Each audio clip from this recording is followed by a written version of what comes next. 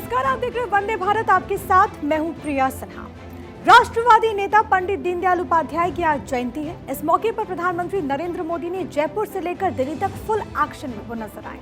जयपुर के धांग्या गांव में दीनदयाल उपाध्याय स्मृति स्थल पर वो पहुंचे, जहां पर पीएम मोदी ने पुष्पांजलि अर्पित की। इसके बाद दिल्ली में पंडित दीनदयाल उपाध्याय की 63 फीट ऊंची मूर्ति का पीएम मोदी ने अनावरण किया।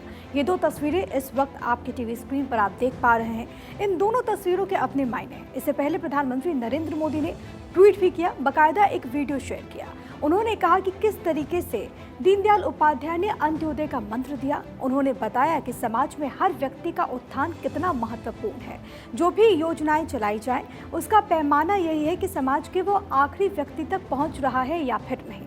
इन तमाम बातों का जिक्र करते हुए प्रधानमंत्री नरेंद्र मोदी नजर आए।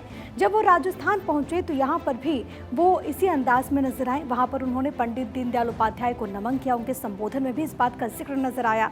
वहीं दिल्ली में पंडित दीनदयाल उपाध्याय की 63 फीट ऊंची मूर्ति का भी प्रधानमंत्री ने अनावरण किया। मेरे परिवारजनों, आज हमारे जैसे करोड़ों लोग दीनदयाल जी के मार्ग का अनुसरण करते हैं, उन्हें अपना आदर्श मानकर काम करते हैं। लेकिन हम जो सामने देख रहे हैं, उसकी जड़ों में क्या है, ये जानना भी उतना ही जरूरी होता है। कैसे उन्होंने एक मिशन के लिए, एक संकल्प लिए अपना पूरा जीवन खपाया, और तब आज उसका फल हमें मिल रहा है, देश को मिल रहा है। तो भारतीय जनसंघ के संस्थापक दीनदयाल उपाध्याय की आज जयंती है। देश भर में आज अलग अलग कार्यक्रमों का आयोजन किया गया। बीजेपी के तमाम बड़े नेताओं ने, तमाम बड़े चेहरों ने दीनदयाल उपाध्याय को नमन किया और एक बार फिर से संकल्प को दोहराया कि उसी मार्ग पर चलेंगे जो कि पंडित दीनदयाल उपाध्याय ने दर्शाया है, सिखाया है। जहां पर एक तरफ यूपी में भी कार्यक्रम का आयोजन हुआ, तो वहीं देश की राजधानी दिल्ली में प्रधानमंत्री नरेंद्र मोदी एक कार्यक्रम में पहुंचे और वहां पर उन्होंने प्रतिमा का अनावरण किया। एक रिपोर्ट हमने तैयार की है, आपको दिखाते हैं।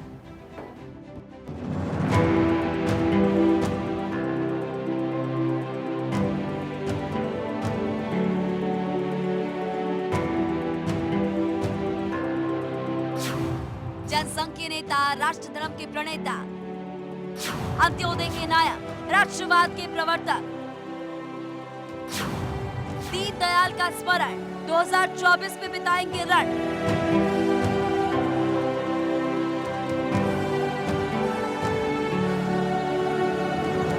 सितंबर बीजेपी के लिए बेहद खास दिन। जनसंघ के संस्थापक दीनदयाल उपाध्याय की जयंती, और इस दिन को बीजेपी बेहद खास तरीके से मना रही है। प्रधानमंत्री नरेंद्र मोदी ने इस खास दिन को दीनदयाल उपाध्याय से जुड़े रहे उनके गांव जयपुर के धानक्या पहुंचे, दीनदयाल को याद किया। करीब 40 मिनट तक धानक्या में रुके प्रधानमंत्री मोदी ने दीनदयाल उपाध्याय स्मृति स्थल पर पुष्पांजलि अर्पित की। दीनदयाल उपाध्याय हमेशा आखिरी व्यक्ति के बारे में सोचते थे, किसान गरीब की तरक्की के बारे में सोचते थे। उन्होंने अखंड भारत का सपना बुना, एक देश एक विधान का नारा उन्होंने ही दिया। दीनदयाल उपाध्याय की जयंती को अंत्योदय दिवस के तौर पर मनाया जाता है।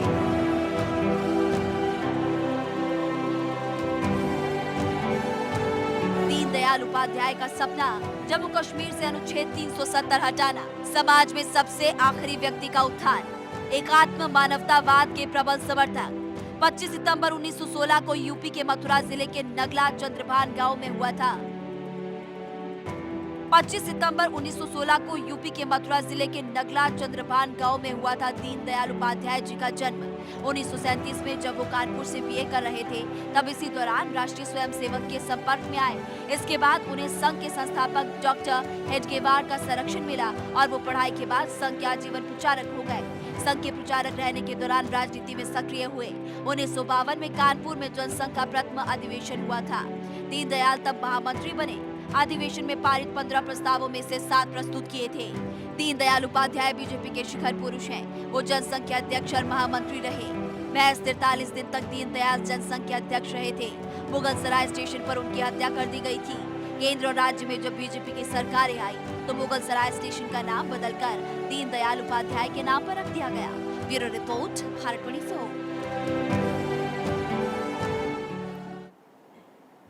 दक्षिण राज्य में बीजेपी कमल खिलाने के लिए इस वक्त पूरी ताकत के साथ लगी है। तमाम पार्टी से गठबंधन को लेकर बातचीत चल रही है। 3 दिन पहले सफल भी ये मीटिंग्स हुई। कर्नाटक में जेडीएस के साथ गठबंधन हुआ, लेकिन आज बीजेपी को एक बड़ा झटका लग गया। ऑल इंडिया अन्ना द्रविड़ मुनेत्र कषगम यानी कि AIADMK ने सोमवार को बीजेपी के नेतृत्व वाले राष्ट्रीय जनतांत्रिक गठबंधन यानी कि NDA से अलग होने का फैसला कर लिया। गठबंधन तोड़ने का ऐलान करते हुए पार्टी ने बकायदा प्रस्ताव भी पारित किया। AIADMK नेताओं की बैठक के बाद पार्टी के उप समन्वयक KP मुनुसामी ने कह दिया कि उनकी पार्टी ने बीजेपी और NDA से सभी रिश्ते तोड़ दिया है। आपको बता दें कि पिछले काफी समय से AIADMK राज्य बीजेपी के बीच तनातनी देखने को मिल रही थी।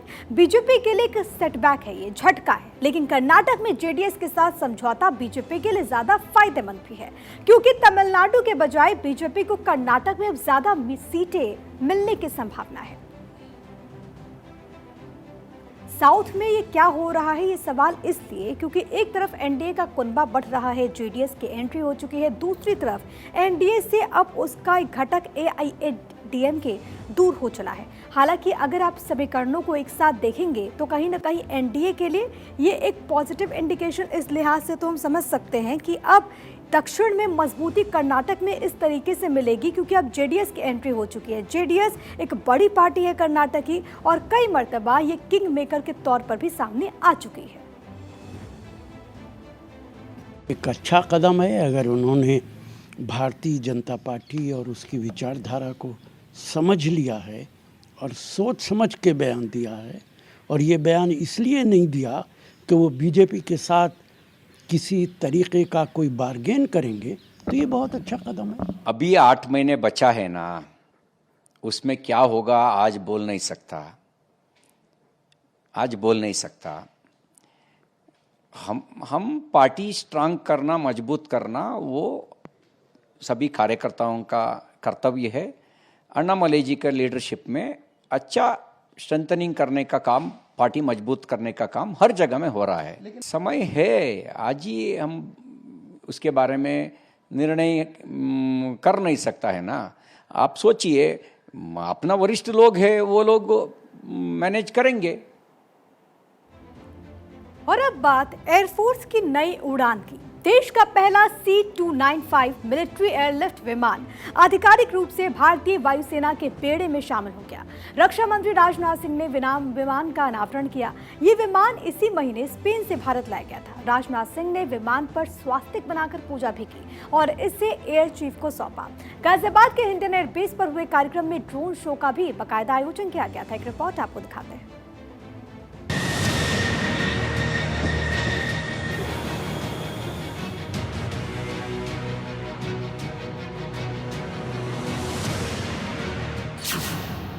एयरफोर्स की नई उड़ान, भारत के दुश्मन सावधान। एयरफोर्स की ताकत डबल, C-295 और ड्रोन है बेमिसाल। आने लगा बाहुबली C-295, दुश्मन देशों में खौफ आई। गाजियाबाद की हिंडन एयरबेस, दुश्मन को कड़ा संदेश। इस तस्वीर को देखकर चालबाज चीन का होश फाख्ता हो जाएगा। पाकिस्तान थर-थर कांपेगा, क्योंकि बाहुबली C-295 एयरक्राफ्ट भारत आने लगा है। C-295 टेक्निकल मिलिट्री एयरलिफ्ट विमान आधिकारिक रूप से भारतीय वायुसेना के बेड़े में शामिल हो गया। रक्षा मंत्री राजनाथ सिंह ने विमान का अनावरण किया। ये विमान इसी महीने स्पेन से भारत लाया गया था। राजनाथ सिंह ने विमान पर स्वास्तिक बनाकर पूजा भी की। कुछ साल पहले रक्षा मंत्री Rajnath Singh Rafale fighter plane पर पूजा अर्चना कर चुके हैं और अब ऐसी तस्वीर एक बार फिर से दिखी। C-295 विमान आत्मनिर्भर भारत की पहचान बनने जा रहा है। अभी तक इस विमान को कंपनी एयरबेस बनाती है, लेकिन अब इसे भारत में बनाया जाएगा। भारत की आसमानी ताकत, 2 साल पहले करीब 22,000 करोड़ का समझौता, 56 C295 एयरक्राफ्ट खरीदने का समझौता हुआ।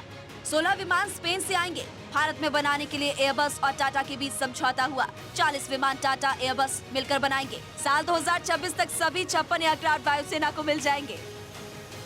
C295 एयरक्राफ्ट को एयरफोर्स में शामिल करने के साथ साथ हिंडन एयरबेस में ड्रोन शो शुरू हुआ। एयरफोर्स के साथ मिलकर भारतीय ड्रोन संघ ने भारत ड्रोन शक्ति 2023 का आयोजन किया है। रक्षा मंत्री राजनाथ सिंह ने भारत ड्रोन शक्ति 2023 प्रदर्शनी का उद्घाटन कर दिया। भारत ड्रोन शक्ति 2023 प्रदर्शनी में 75 से ज्यादा स्टार्टअप कॉर्पोरेट की भागीदारी है। भारत आत्मनिर्भर बनने में जुटा है। रक्षा क्षेत्र के कई सामान का निर्माण भारत कर चुका है। कईयों की तैयारी में भी जुटा है। साफ है कि भारत किसी भी देश से पीछे रहने वाला नहीं है। आत्मनिर्भर बनने की दौड़ में डिफेंस सेक्टर तेजी से आगे बढ़ रहा है और प्रधानमंत्री मोदी इसके लिए पूरी तरह से जुटे हुए हैं, क्योंकि मोदी नीति है राष्ट्र प्रथम और तभी होंगे भारत के दुश्मन भस्म। Bureau report, Bharat 24।